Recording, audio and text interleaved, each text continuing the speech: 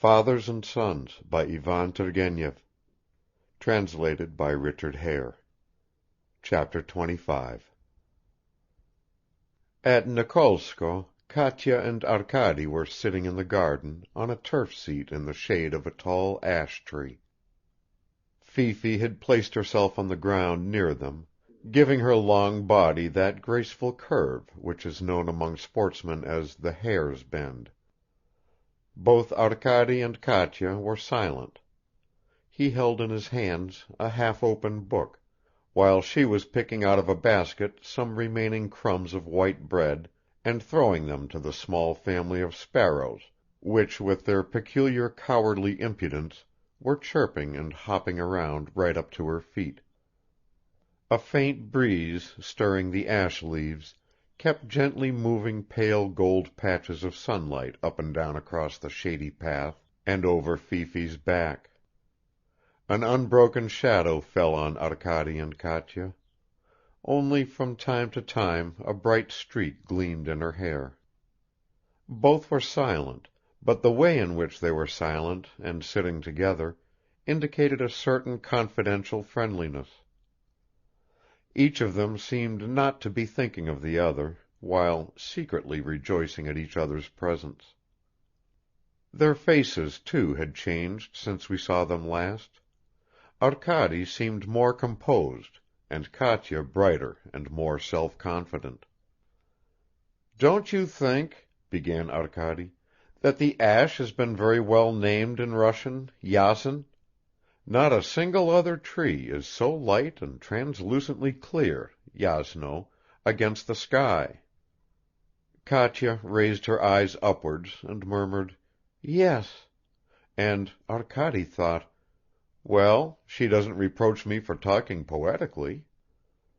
"I don't care for Heine," said Katya, glancing at the book which Arkady held in his hands, "either when he laughs or when he weeps.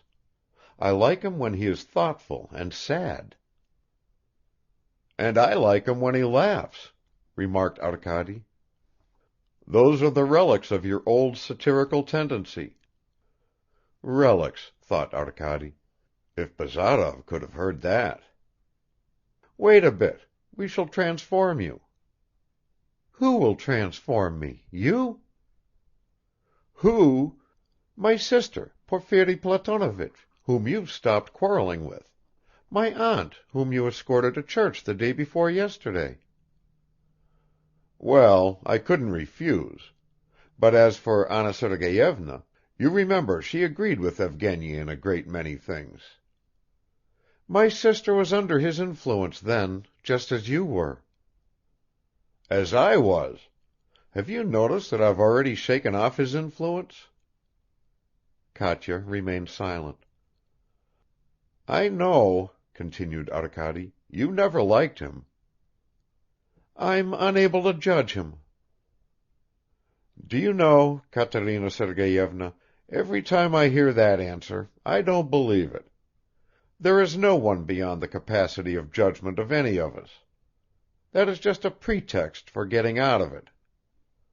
"Well, I'll tell you then, he is not because I don't like him, but I feel he is quite alien to me, and I am alien to him.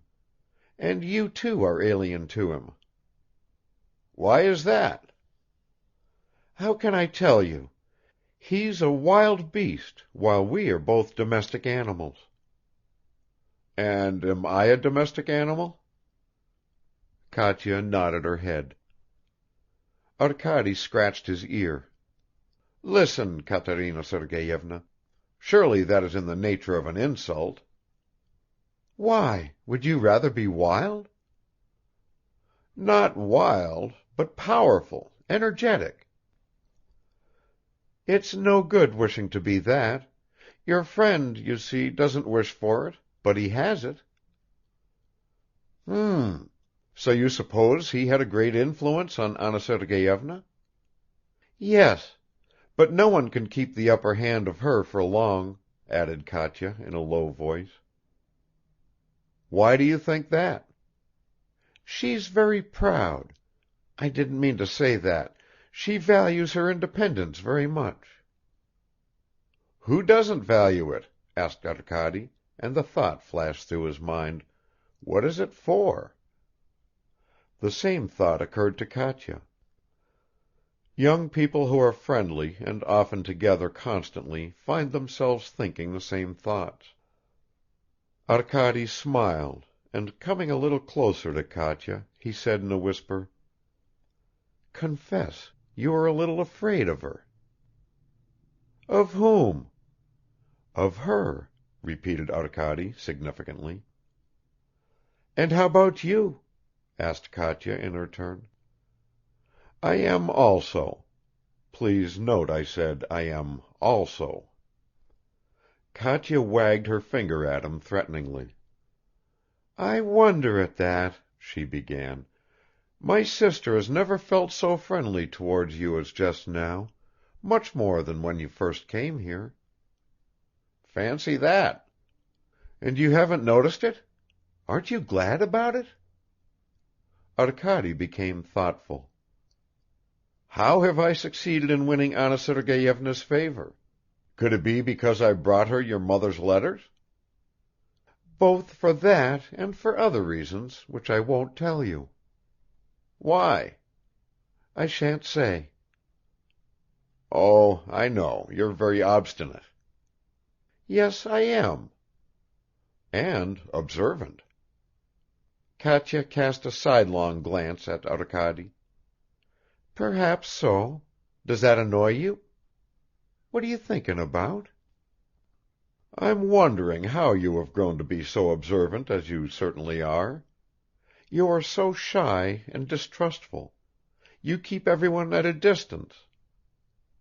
"I live so much alone. That in itself leads to thoughtfulness. But do I keep everyone at a distance?" Arkady flung a grateful glance at Katya. "That's all very well," he went on, "but people in your position, I mean with your fortune, seldom possess that gift. It is hard for them, as it is for emperors, to get at the truth." "But, you see, I am not rich." Arkady was surprised and did not at once understand Katya. "Why, as a matter of fact, the property is all her sister's," struck him suddenly. The thought was not disagreeable to him. "How nicely you said that," he remarked. "What?" "You said it nicely, simply, without either being ashamed or making much of it. By the way, I imagine there must always be something special, a kind of pride in the feeling of a person who knows and says that he is poor." "I have never experienced anything of that sort, thanks to my sister. I referred to my position just now only because it happened to come up in our conversation." "Well, but you must admit that even you have something of that pride I spoke of just now." "For instance?" "For instance, surely you excuse my question you wouldn't be willing to marry a rich man?" "If I loved him very much, no, probably even then I wouldn't marry him." "There, you see!" cried Arkady, and after a moment's pause he added, "And why wouldn't you marry him?" "Because even in the ballads unequal matches are always unlucky." "Perhaps you want to dominate, or—" "Oh, no! What's the good of that? On the contrary, I'm ready to obey. Only inequality is difficult. But to keep one's self-respect and to obey, that I can understand. That is happiness. But a subordinate existence, no, I've had enough of that as it is." "Had enough of that," repeated Arkady after Katya. "You're not Anna Sergeyevna's sister for nothing. You're just as independent as she is, but you're more reserved. I'm sure you would never be the first to express your feelings, however strong or sacred."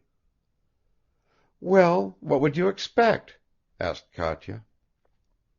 "You are equally intelligent, you have as much character, if not more, than she." Don't compare me with my sister, please," interrupted Katya hurriedly. "It puts me too much at a disadvantage.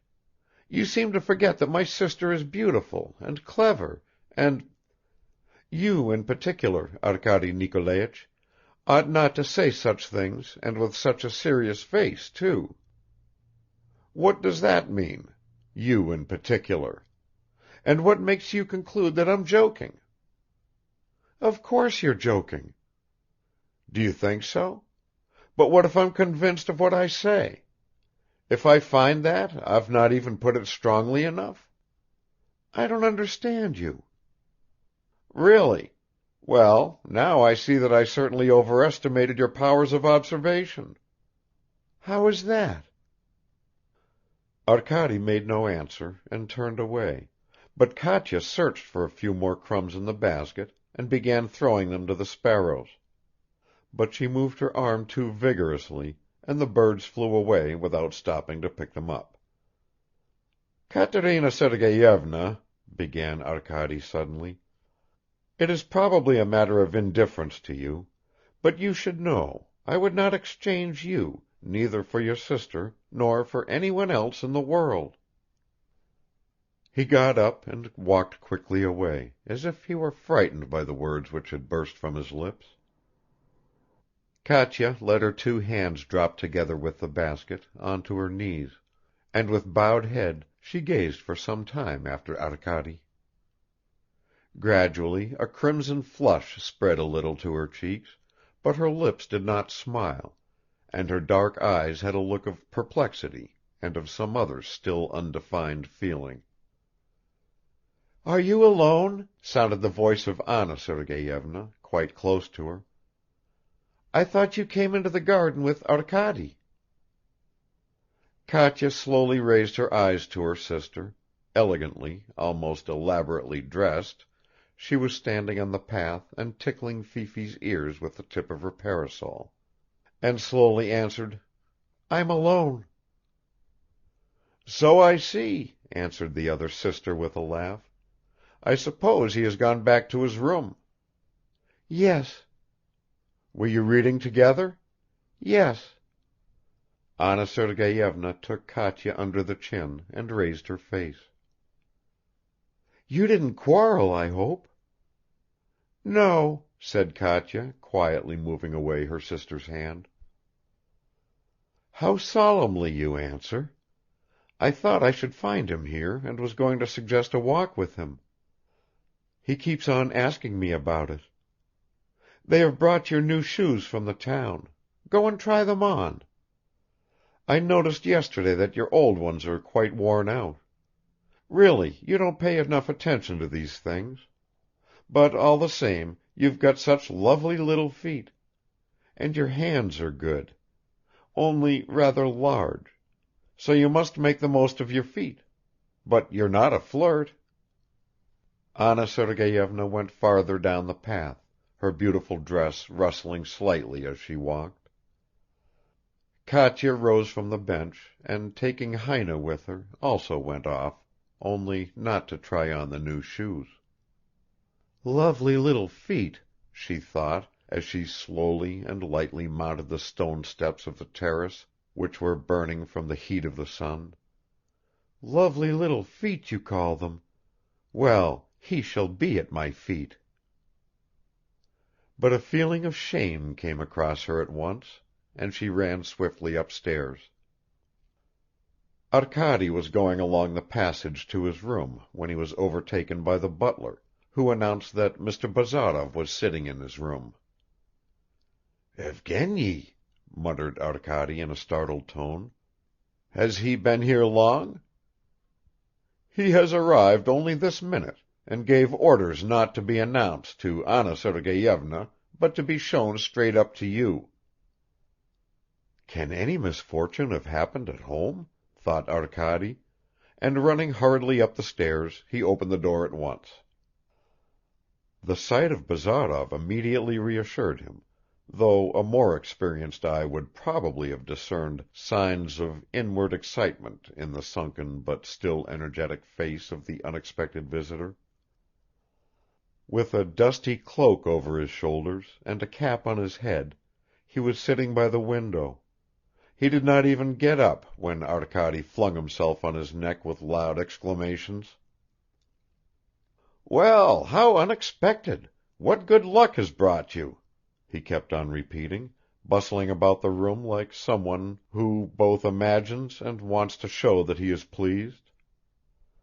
"I suppose everything is all right at home. They're all well, aren't they?" "Everything is all right there, but not everyone is well," said Bazarov. "But don't go on chattering. Get them to bring me some kvass. Sit down and listen to what I'm going to tell you, in a few but, I hope, fairly vigorous sentences." Arkady kept quiet while Bazarov told him about his duel with Pavel Petrovich. Arkady was greatly surprised and even upset, but he did not think it necessary to show this. He asked only whether his uncle's wound was really not serious, and on receiving the reply that it was, most interesting though not from a medical point of view, he gave a forced smile, but he felt sick at heart and somehow ashamed. Bazarov seemed to understand him. "Yes, brother," he said, "you see what comes of living with feudal people. One becomes feudal oneself and takes part in knightly tournaments. Well, so I set off for my father's place," Bazarov concluded, "and on the way I turned in here, to tell you all this, I should say, if I didn't think it a useless and stupid lie. No, I turned in here, the devil knows why. You see, it's sometimes a good thing for a man to take himself by the scruff of the neck and pull himself away, like a radish out of its bed. That's what I've just done. But I wanted to take one more look at what I've parted company with, at the bed where I've been sitting." "I hope that those words don't apply to me," retorted Arkady excitedly.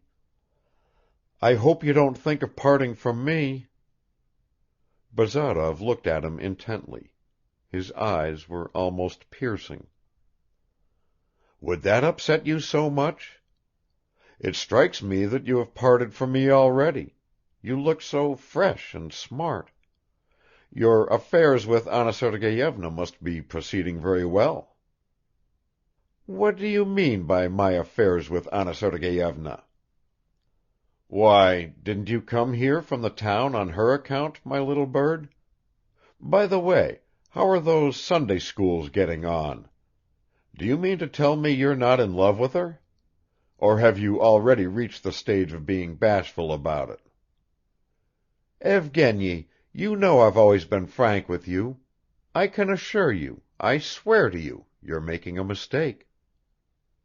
A new story," remarked Bazarov under his breath. "But you needn't get agitated about it, for it's a matter of complete indifference to me. A romantic would say, 'I feel that our roads are beginning to branch out in different directions, but I will simply say that we're tired of each other.'" "Evgeny!" "There's no harm in that, my good soul. One gets tired of plenty of other things in the world. And now I think we had better say good bye. Ever since I've been here I've felt so disgusting, as if I'd been reading a Gogol's letter to the wife of the governor of Kaluga. By the way, I didn't tell them to unharness the horses." "Good heavens! That's impossible." "And why?" "I say nothing of myself, but it would be the height of discourtesy to Anna Sergeyevna, who will certainly want to see you." "Well, you're mistaken there." "On the contrary, I'm convinced that I'm right," retorted Arkady. "And what are you pretending for? For that matter, haven't you come here because of her?" "That might even be true, but you're mistaken all the same." But Arkady was right. Anna Sergeyevna wanted to see Bazarov, and sent a message to him to that effect through the butler. Bazarov changed his clothes before he went to her. It turned out that he had packed his new suit in such a way as to be able to take it out easily. Madame Odintsov received him, not in the room where he had so unexpectedly declared his love to her, but in the drawing room. She held her fingertips out to him amiably, but her face showed signs of involuntary tension. "Anna Sergeyevna," Bazarov hastened to say, "first of all I must set your mind at rest. Before you stands a simple mortal, who came to his senses long ago and hopes that other people too have forgotten his follies. I am going away for a long time, and though I'm by no means a soft creature, I should be sorry to carry away with me the thought that you remember me with abhorrence." Anna Sergeyevna gave a deep sigh like one who has just climbed to the top of a high mountain, and her face lit up with a smile. She held out her hand to Bazarov a second time and responded to his pressure. "Let bygones be bygones," she said. "All the more so, since to say what is on my conscience, I was also to blame then, either for flirting or for something else. In a word, let us be friends as we were before. The other was a dream, wasn't it? And who remembers dreams?" "Who remembers them? And besides, love, surely it's an imaginary feeling." "Indeed? I'm very pleased to hear that." Anna Sergeyevna expressed herself thus, and so did Bazarov. They both thought they were speaking the truth. Was the truth, the whole truth, to be found in their words? They themselves did not know, much less could the author. But a conversation ensued between them, just as if they believed one another completely. Anna Sergeyevna asked Bazarov, among other things, what he had been doing at the Kirsanovs'. He was on the point of telling her about his duel with Pavel Petrovich, but he checked himself with the thought that she might suppose he was trying to make himself interesting, and answered that he had been working the whole time. "And I," observed Anna Sergeyevna, "had a fit of depression to start with, goodness knows why. I even planned to go abroad, just fancy. But that passed off. Your friend Arkady Nikolaich arrived, and I settled down to my routine again, to my proper function." "And what is that function, may I ask?" "To be an aunt, guardian, mother, call it what you like. Incidentally, do you know I used not to understand before your close friendship with Arkady Nikolaich? I found him rather insignificant. But now I have got to know him better, and I recognize his intelligence. But he is young, so young, it's a great thing. Not like you and me, Evgeny Vassilich." "Is he still shy in your presence?" asked Bazarov. "But was he," began Anna Sergeyevna, and after a short pause she went on, "he has grown more trustful now. He talks to me. Formerly he used to avoid me. Though, as a matter of fact, I didn't seek his society either. He is more Katya's friend." Bazarov felt vexed. A woman can't help being a hypocrite, he thought. "You say he used to avoid you," he said aloud with a cold smile. "But probably it's no secret to you that he was in love with you?" "What? He too?" ejaculated Anna Sergeyevna. "He too," repeated Bazarov with a submissive bow. "Can it be that you didn't know it, and that I've told you something new?" Anna Sergeyevna lowered her eyes. "You are mistaken, Evgeny Vassilich." "I don't think so. But perhaps I ought not to have mentioned it. And don't you try to fool me any more," he added to himself. "Why not mention it? But I imagine that here as well you attach too much importance to a transitory impression. I begin to suspect that you are inclined to exaggerate." "We had better not talk about that, Anna Sergeyevna."